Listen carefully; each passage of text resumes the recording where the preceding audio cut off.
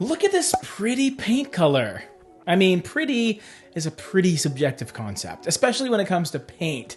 But what's objective is this being the most comprehensive video on YouTube about this color, Benjamin Moore's Barberry. If this is a color that you want to learn more about, that's what this video is all about. Not only am I going to tell you about it and what makes it unique, but I also have put together a really cool color palette surrounding it.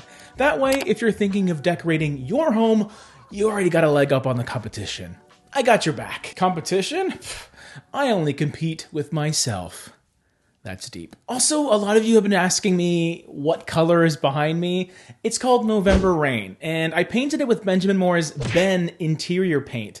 Did you know they revamped the Ben line, by the way? I've always liked it because of how easy it is to apply and touch up. Really great for those DIY people specifically. But what's even more awesome is you now have a matte finish that you can actually clean. So that's super cool. That wasn't a thing in the old Ben line. If you know Ben, it was called flat, not matte. So yeah, anyway, November Rain in the matte finish. Don't ask me again. I'm just kidding. You can ask me all you want. It's fine. And yes, my current lighting makes the color look a bit darker, obviously. It's a lighter color, all things considered. So for those of you who watch our color reviews, you're aware of how this whole thing works. But for my precious newbies watching, and I mean that in an endearing way, I'll tell you how light or dark Barberry is, what sort of undertone you can expect from it, maybe some recommendations on how to use it in your home. But most importantly, I also have 4 other paint colors that work really well with it, in my opinion. This includes a white, a light color, a mid-tone, and a dark color. And all of this colorful information just costs you a bop of the like button. So Barberry feels to me like a slightly dusty brown mauve with a bit of a red undertone. And that red aspect of it is what makes it a bit trendy in my humble opinion. As I was doing research for this video, and I was checking out Google Trends to see what people were searching for. Yes, I am a full-time YouTube nerd. I noticed that Barberry had been popping up more and more recently. Do you know what else has been popping up more and more? Reddish paint colors, like Benjamin Moore's color of the year, Raspberry Blush, for example. I'm sure I'm not the only one that's been noticing something, you know? All my local department stores are selling more red or clay-colored objects and textiles. And not just because it's autumn, but you know, that's a thing as well. I mean, it snowed yesterday, so I'm kind of dealing with that right now. Winter is not coming, it's here. But regardless, red is in. And that doesn't necessarily mean in your face chili pepper red. It also means red undertone colors like Barberry. So you have a touch of purple, it's somewhat earthy. This color is warm and dusty, as I like to describe it. And that dustiness comes from the fact that it's muted with some gray to desaturate it a little bit. Not to say that I would call it a neutral, but it has that soft edge that neutral colors like gray and beige tend to have. You wouldn't know by looking at it, but this color is fairly dark technically. There's a really simple way to figure out how dark color is, and all you need to do is check out its light reflectance value, or its LRV. And that information is right on the Benjamin Moore website. We could take a look at it and see that the LRV is 27.66, which means that this color reflects only about 27% of the light that hits it. Pure black would have a score of 0, and pure white would be at 100%. So 27 is in the bottom third of all colors, you could say. That's dark enough where if you put it in a room with insufficient lighting, it might make the space feel a bit spooky. Its natural warmth will only truly be appreciated if given a decent amount of lighting, whether your room is blessed with big open windows or you have like a pot light addiction. Not a pot addiction, a pot light. My parents have like 37 in their basement, and I think I have like 3 in my entire house. Now, because of this color's depth and also its undertones, it's not going to be a simple choice as a room color for a lot of people. I have a feeling it's going to look a bit more rosy in person than you might be expecting. So just be sure to use it purposefully. All I'm saying is whatever room you use it in, whether it's on all the walls or maybe one wall, those walls will look a bit mauve, okay? Or mauve. I do think it's subtle enough though that it could still be implemented as a softer accent color in an otherwise neutral color scheme, but that's not what I'm gonna give you today. The colors that I'm pairing with Barberry are pretty saturated and Complementary. When I tell you these colors, you don't necessarily need to think of all of these as the paint colors you will use.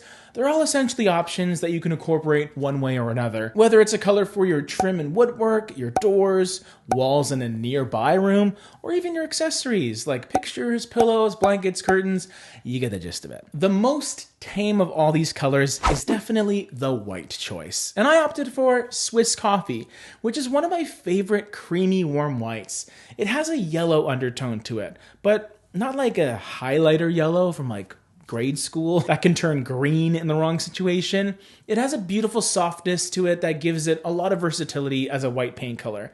You can use this as a corresponding warm baseboard paint color, but you can also like blow it up on the walls as well. You could totally do like Swiss Coffee on all your rooms and then have a Barberry feature wall just to sort of accentuate a part of your space. Always handy to have a good white paint color as a neutral base. The light paint color is fairly neutral, but really just feels like a diluted light alternative to Barberry, and it's called Frosted Cafe. It sort of seems like a beige gray when you first look at it, but more accurately, I would call it an extremely light brown that does bring in this warm pinky quality into the mix. Definitely not bubblegum pink. I've seen it accurately described as cappuccino froth. And what's nice is it will feel more neutral paired with Barberry. They are a great fit for one another because they have those similar undertones, making this more of a monochromatic pairing. If the yellow creaminess in Swiss Coffee is a bit too jarring for you, then Frosted Cafe could be another alternative for a lighter wall color specifically. Now, if you know about color theory, then you know what monochromatic pairings are. They're from the same line of color hues. They're in the exact same family on the color wheel. But complementary pairings are on the opposite side of the color wheel, which ends up creating extremely dynamic pairings that really catch your eye, for better or worse. That pretty much describes our next two colors, starting with the mid-tone Kensington Green. Even though it looks like the opposite of Barberry color-wise, they do share some characteristics. First of all, both colors are fairly deep, and they also have that gray added in to reduce how vibrant they appear. I use these kind of grayed out colors all the time because even if you want something vibrant, you don't have to go too far or too crazy with your coloration, especially if you're picking colors for your home that you're going to live in and experience every single day. This color is kind of muted, but it'll seem pretty energized in person, even with that gray that's in it. Anyway, what you have here is kind of this bluish green color, and the green is complementing the red undertone in Barberry. Whenever you have these types of color combos, it's always a good idea to use one more liberally than the other. You don't want like a half and half green and red room. Think more, 85-15 as your ratio of one color and the other. My dark color pairing continues this trend of beautiful saturation, and the color is called Polished Slate.